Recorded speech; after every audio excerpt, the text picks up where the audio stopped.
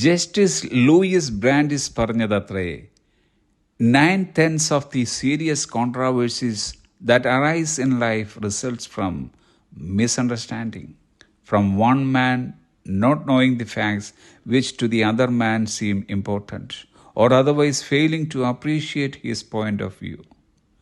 ജീവിതത്തിൽ ഉണ്ടാകുന്ന ഗുരുതരമായ വിവാദങ്ങളിൽ 10-9 തെറ്റിദ്ധാരണയുടെ ഫലമാണ്. ഒരു മനുഷ്യന് മറ്റൊരാൾക്ക് പ്രധാനപ്പെട്ടതായി തോന്നുന്ന വസ്തുതകൾ അറിയാത്തത്, അല്ലെങ്കിൽ അവൻ്റെ വീക്ഷണത്തെ വിലമതിക്കുന്നതിൽ പരാജയപ്പെടുന്നത്. തിരുവചനത്തിൽ ഇങ്ങനെയൊരു വാക്യമുണ്ട്. റോമർക്ക് എഴുതിയ ലേഖനം 12-3 ഭാവിക്കേണ്ടതിന് മീതെ ഭാവിച്ചുയരരുത്. എല്ലാം അറിയാമെന്നും എല്ലാറ്റിനുമുള്ള ഉത്തരം എൻ്റെ പക്കലുണ്ടെന്നും ആരെങ്കിലും കരുതുന്നത് പരിഹാസ്യമാണ്. അത്തരം ആളുകൾ ഇടുങ്ങിയ ചിന്താഗതിക്കാരും അഹങ്കാരികളുമാണ്. സ്വന്തം ചിന്തകൾ മാത്രം ശ്രദ്ധിക്കുകയും മറ്റുള്ളവരിൽ നിന്നുള്ള ഉപദേശങ്ങളും നിർദ്ദേശങ്ങളും അവഗണിക്കുകയും ചെയ്യുന്നവർ. എൻ്റെ വഴി അല്ലെങ്കിൽ വഴിയില്ല എന്ന മനോഭാവമുള്ളവർ വേദപുസ്തക ഭാഷയിൽ ഭാവിക്കേണ്ടതിന് മീതെ ഭാവിച്ചുയരുന്നവരാണ്. മനുഷ്യരാരും തന്നെ ഒരു ദിവസം ആകാശത്തു നിന്നും പൊട്ടി വീണതല്ല. എല്ലാ വ്യക്തികളും മാനുഷിക ബന്ധങ്ങളിലെ ഓരോ കണ്ണികളാണ്. അതുകൊണ്ട് ബന്ധങ്ങൾക്ക് പ്രാധാന്യം കൊടുക്കണം.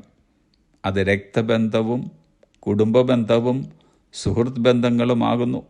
ഇങ്ങനെയുള്ള ബന്ധങ്ങളെ ബഹുമാനിക്കുക, വിലമതിക്കുക, കരുതുക.